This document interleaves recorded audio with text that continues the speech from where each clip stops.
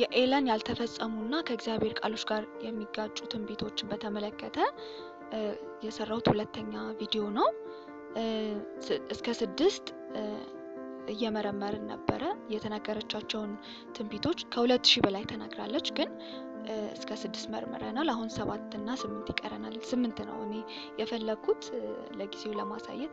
ብዙ ማሳየት እችላለሁ፣ ግን አንድ ብቻ ራሱ ይበቃኛል። ግን 8 ላንሳ ለጊዜው ብዬ ነው። 7ኛ ቁጥር 7 እግዚአብሔር ያልጠራና ያልነጻ ሰውን ሊቀበል አይችልም፣ ቁጣውም በእነዚህ ላይ ነው። ነፍሳችን፣ አካላችንና መንፈሳችን ያለ ነቀፋ በኢየሱስ በኩል ወደ አብ ይቀርባሉ። በአካል ካልጸዳን በቀር በእግዚአብሔር ፊት ያለ ነቀፋ መቅረብ አንችልም ያለችበት ሴሌክትድ ሜሴጅ 3 ቡክ 3 ፔጅ 273 ታገኙታላችሁ። ሉክ እንግዲህ እግዚአብሔር ያልጸዳ በአካል ማለት ነው ያልነጻ ሰውን ሊቀበል እንደማይችል እንግዲህ አስቡ። ባላችሁበት እግዚአብሔር እንግዲህ የሚመለከው በእውነትና በመንፈስ ነው። ግን ተመልከቱ፣ ባላችሁበት ማምለክ አትችሉም። ስራ እየሰራችሁ ከቆሸሻችሁ ወይ የትኛውስ ብቃታችን የትኛው ጽዳታችን ንጽህናችን ነው በእግዚአብሔር ፊት? እውነት ለመናገር እንደው ጸዳን ብንል በእግዚአብሔር ፊት ንጹህ ጽዱ መሆን እንችላለን? የአንደኛው ንጽህና አጠባበቅ ከሌላኛው እንደው የሆነ ዲግሪ ሊለያይ ይችላል። እና ስለዚህ እግዚአብሔር በዛ ነው ማለት ነው የሚያቀርበን የሚያርቀን ማለት ነው። በአካል ፊዚካሊ ካልጸዳም ኒት ካልሆንም በስተቀር ነው የምትለውና ይሄ ደግሞ ከድህነት አስተምህሮ ጋር በቀጥታ ይጋጫል። 8ኛ የሥላሴ አማኞች እምነት ከእግዚአብሔር ቃል ጋር ይጋጫል ያለችበት ሪቨረንድ ሄራልድ ኦገስት 29 1878 ፔጅ 73 ላይ ታገኙታላችሁ።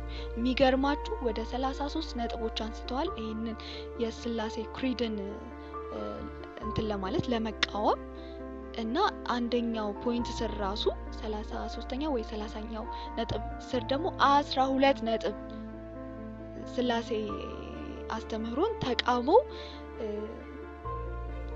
የተናገረችበት ማለት ተቃውሞ የተናገረችበት እዛ ላይ ታገኙታላችሁና የዮሐንስ ወንጌል ምዕራፍ 14 ቁጥር 1 ጀምሮ እስከ 17 ስንመለከት ሌሎችም በጣም መልቲፕል የሆኑ ኤቪደንሶች አሉን። ግን እዛ ላይ ስትመለከቱ በእግዚአብሔር እንድናምን በኢየሱስ እንድናምን መንፈስ ቅዱስም ሌላ አጽናኝ እሰጣችኋለሁ ብሎ መንፈስ ቅዱስንም እንደተናገረ ሲልክም ደግሞ የላከው በአብ በወልድ በመንፈስ ቅዱስ ስም እያጠመቃችኋቸው ደቀ መዛሙርት ያድርጉ ያዘዝኳችሁን ሁሉ እያስተማራችሁ ነው የተባለው። ስለዚህ ሥላሴን ክዶ ሕይወት የለም ወገኖቼ። አድቬንቲስቶች ይህን ማስተባበል አትችሉም። ሪቨረንድ ሄራልድ የራሳችሁ በየጊዜው አቋማችሁን የእምነት አቋማችሁን እያወጣ የሚታተምበት ማጋዚን ነው። ኦኬ፣ ወቅታዊ ነው በየጊዜው። ከዚህም በላይ ብዙ ነገር አሁን ያ የቆየ ኢንፎርሜሽን ነው ልትሉ አትችሉም። እኔ ነብይ ነኝ እስካለች ድረስ ትመረመራለች። ኢቭን እስካሁንም ድረስ የምታምኗቸው ነገሮች ተመሳሳይ ናቸው። ደፍረው ኢትዮጵያ ውስጥ ይህንን ለመናገር ስለሚከብዳቸው ነው። ኦኬ፣ እንደ አፖስተሲ ስለምናያችሁ ደሞም ስለሆነ እና መስራቻችሁ ማነች? ከጥልቁ ነች ማለት ነው። እንግዲህ ቅዱሳን ክርስቲያኖች ይህን ማውገዝ አለብን። አስቡት እስኪ የጥንቷ ኢየሩሳሌም ተገንብታለች፣ አልተገነባችም የምትል ነብይ ግን ይኸው የእግዚአብሔር ቃል አንደኛ ተናግሯል። ሲጀመር የእግዚአብሔር ቃል እውነት ነው። መቃረን ምን አስፈለገ? እና ደግሞ ተፈጽሞ አየን። እኛ ራሳችን ምስክሮች ነን። እንደገና የክርስቶስ መምጫ ቀንና ሰዓትን ሰምቻለሁ ነገረኝ፣ እንደውም ድምፁ የብዙ ውሃዎች ድምጽ ይመስላል ብላ የተናገረችበት አለ። በመጀመሪያው ፓርት ከዚህ በፊት ባለው ቪዲዮ ላይ መመልከት ትችላላችሁ። እና ማቴዎስ 24 የት ሄዶ ነው ይሄ ማሳሳቻ? የትኛው ማሳሳቻ ሊያሳስታችሁ አይገባም። አድቬንቲስቶች ምንም ነገር ከእግዚአብሔር ቃል ውጪ የሆነ ነገር ልንቀበል አይገባም። በ1856 የሚኖሩ አድቬንቲስቶች እሷን ጨምሮ ማለት ነው ኢየሱስን ኢየሱስን ሲመጣ ሳንሞት በቃ ፌስ ቱ ፌስ እናየዋለን እንነጠቃለን ያለችበት አለ። ግን ሉክ ሁሉም ሞተዋል። በጣም ነው የሚያሳዝነው። ክርስቶስ ስሌቨሪ ሳይጠፋ ነው የሚመጣው ያለችው ትንቢትም አለ። ሰመራይዝ አድርገው ነው እንግዲህ እና ያ ዘመን ግን አልፏል። ይሄ ዩኒየን የሚባለው እሱ አሸንፎ ይሄ ኖርዝ ፓርቲ አሸንፎ ሁሉ ነገር ስሌቨሪን ምንን አቦሊሽ አድርጎ እንደውም ተለውጦ ብዙ ነገር አየን እኮ በአሜሪካ ዌስተርን በሚባለው ክፍል። ሄኖክን ጁፒተር እና ሳተርን ውስጥ አየሁት። በዛ የሚኖሩ ፍጥረታት ውብ ነበሩ። እንደውም ስትገልጸው ዲስክራይብ ስታደርገው ይሄ ማጀስቲክ ሉክ ነበራቸው።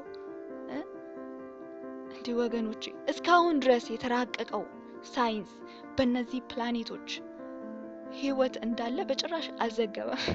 ደግሞ ሄኖክ እግዚአብሔር ወሰደው አልተገኘም እንጂ ተባለ እንጂ ወደ ወደቀው ዓለም መጣ። ይሄ ኮስሞስ በተባለው ይሄ ወደቀ ዓለም በተባለው መጣ ብሎ መገለጥ በመጽሐፍ ቅዱስ አልተሰጠንም፣ አናቅም። አንደኛ ፕሪኤርዝ ሂስትሪ አቃለው ብላ የምትለው ነገር እስከ ቅድስተ ቅዱሳን ገባሁ የምትለው ነገር እንዴ ወገኖች ይሄን እኮ አንዴ ዲዘርን አድርጎ አስተውሉ እንጂ አድቬንቲስቶች። ይሄ እኮ በጣም ከባድ ንግግርና ክህደት ነው። እንደው በትንሹ ዮሐንስን ልጥቀስላችሁ፣ ዳንኤልን ተመልከቱ።